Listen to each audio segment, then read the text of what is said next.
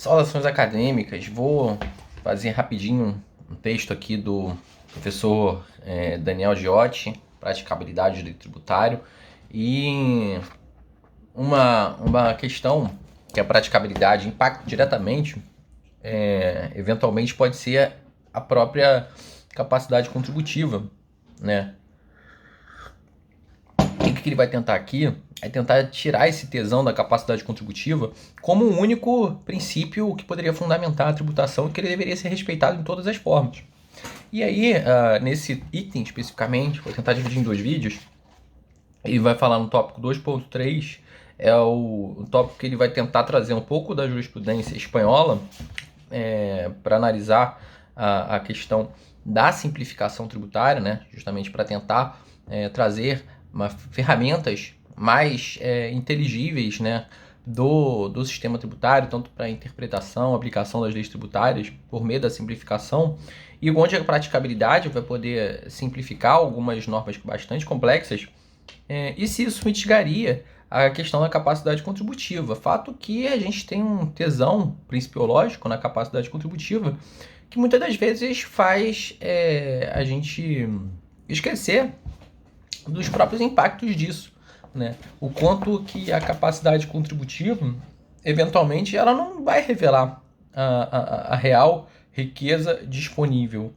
Porque muitas das vezes, capacidade contributiva, ou ela vai vir com uma legislação extremamente complexa, né? Uma legislação que você vai ter que deduzir, vai ter que fazer cálculos complexos, né? Que para um contribuinte normal isso seria extremamente não é natural, ele não está acostumado a mexer com esse tipo de sistema de norma, né? Vídeo nosso imposto de renda, ele vem de uma forma que não é para qualquer pessoa fazer, né? E já afasta, né? Justamente pela falta de comodidade, o imposto de renda, quando a gente vai tentar, vai pela opção de lucro real, né, de apuração do lucro real, já é uma questão complexa. Por outro lado, o lucro presumido, ele já apresenta uma maior comodidade, né? E aí fica aquela questão, isso revela a capacidade contributiva? De certa forma, não vai considerar uma medida, uma estimativa direta, né? Já que a gente tem basicamente duas estimativas. Uma estimativa direta, que a gente verifica realmente qual foi a riqueza revelada, e outro é a estimativa objetiva, ou estimativa indireta. E aqui, a legislação espanhola, ela apresenta aqui 4, por exemplo, eu tinha marcado aqui na página, não sei se eu perdi, 4 módulos, né? 4 formas, por exemplo, de você fazer uma estimação indireta, por exemplo, de um lucro, de um imposto de renda, por exemplo, de uma empresa.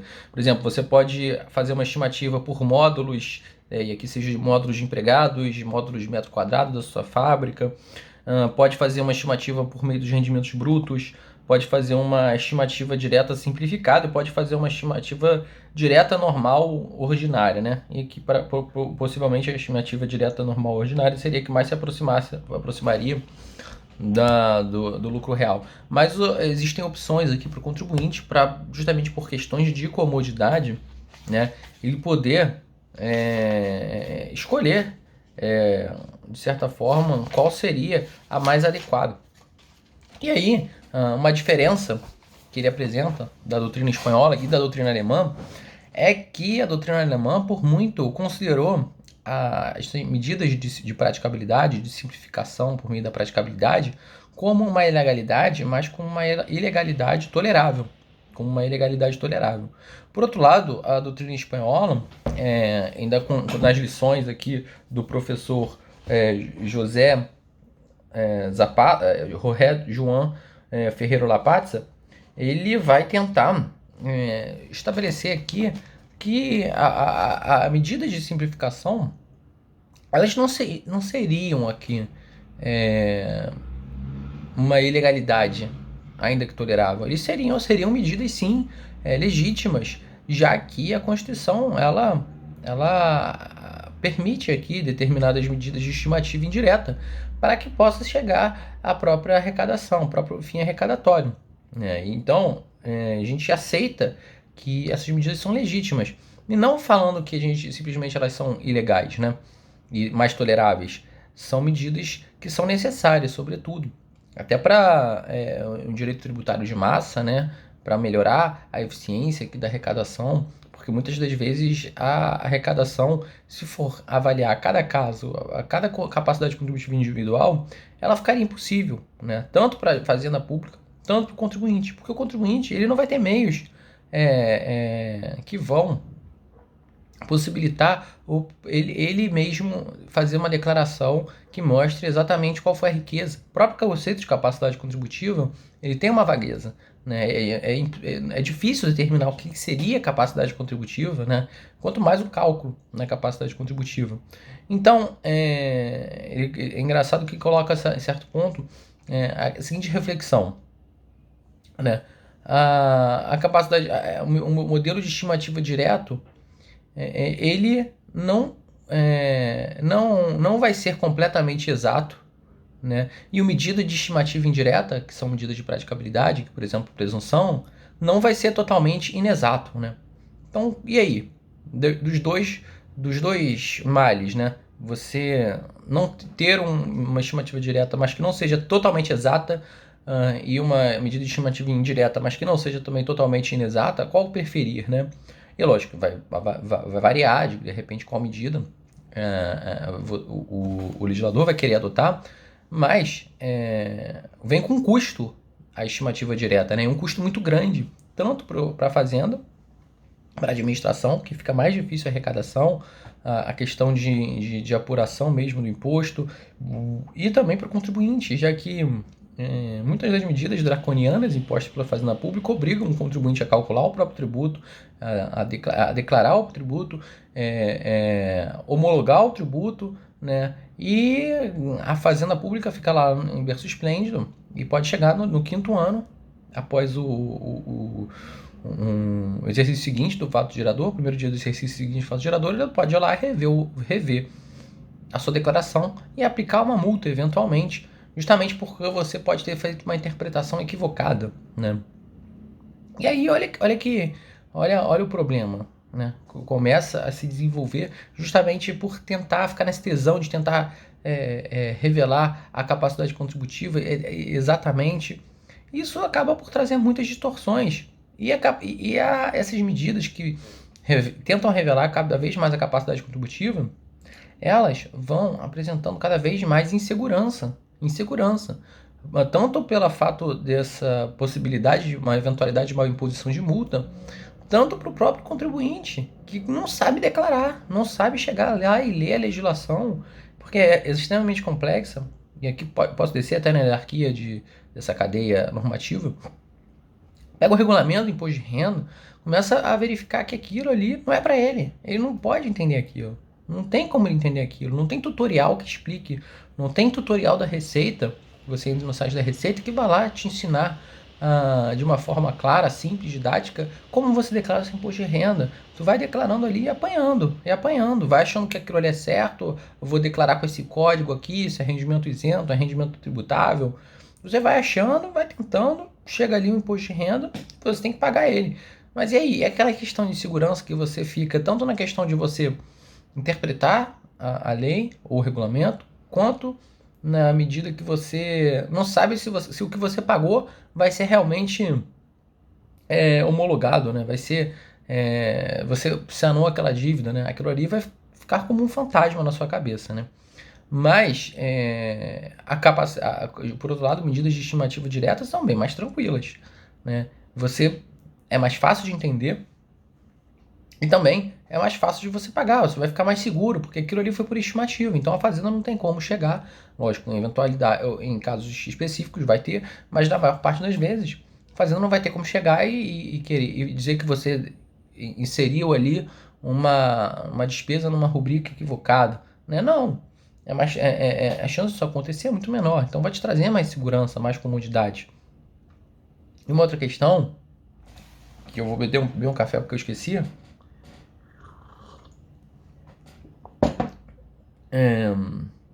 Aqui ele coloca um ponto bastante importante em relação a legislações mais complexas e legislações mais simples. No caso de legislações mais complexas, por exemplo, existe aqui uma elaboração, talvez, seja mais fácil na hora de conceber a legislação e tentar fazer mecanismos de dedução direta, né? Mecanismos de estimativa direta, seja mais fácil, né? Mas, por outro lado, a própria interpretação e aplicação dessa lei vão ser mais complexas, já porque é inerente, é íncito ao ordenamento jurídico apresentar conceitos vagos, né? E que vão admitir múltiplas interpretações, né? E, por outro lado, quando você vai tentar pensar em um meio de estimativa, né, como é que você vai fazer uma presunção, estabelecer algum parâmetro de presunção?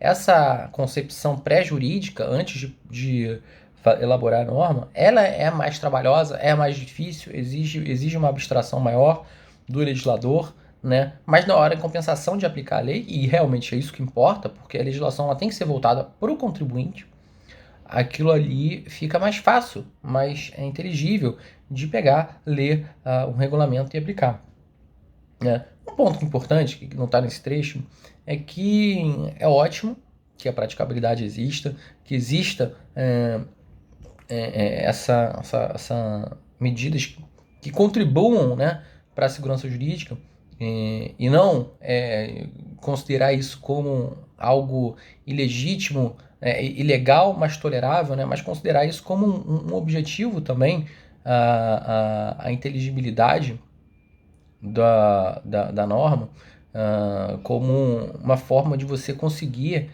melhorar aqui algumas outras finalidades do próprio sistema inerente tributário, do próprio sistema tributário, que seria a equidade e a eficiência, né? Isso trazer uma maior comunidade para o contribuinte, sim, isso é muito importante.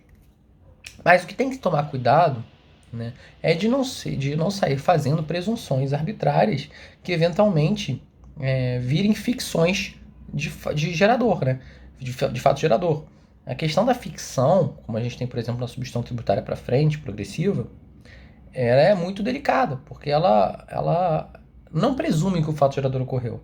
Ela realmente, apesar de ser isso que a jurisprudência reconheça, mas na realidade, a substituição tributária progressiva nada mais são do que fatos geradores fictícios, né? E aí entra uma questão que a capacidade contributiva não é nem um pouco revelada aqui. Não tem como você presumir uma capacidade contributiva porque ela não sequer existiu, sequer foi revelada uma riqueza, né? A presunção, acredito que fique mais claro, ela atua no campo da parametrização, do quanto que você vai ter que pagar.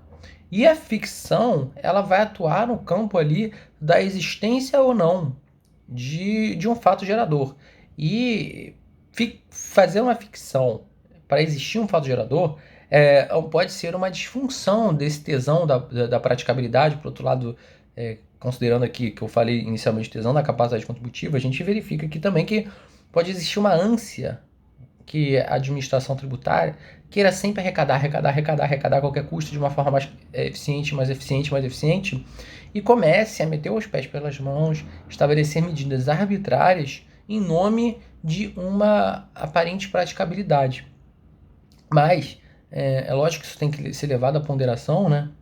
Para saber se existem medidas menos gravosas, em medidas presuntivas, talvez seja necessário fazer uma equiparação, mas em relação a medidas fictícias, supor um fato gerador que sequer existiu, isso realmente beira aqui a arbitrariedade. Então, é um cuidado que tem que se tomar com essa praticabilidade em demasia, né?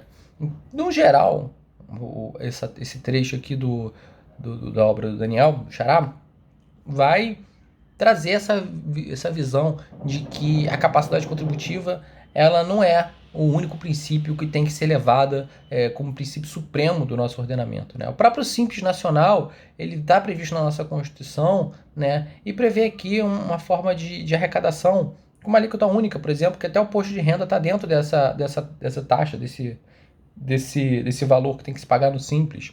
Então, não devemos elevar a capacidade contributiva a tal ponto, né?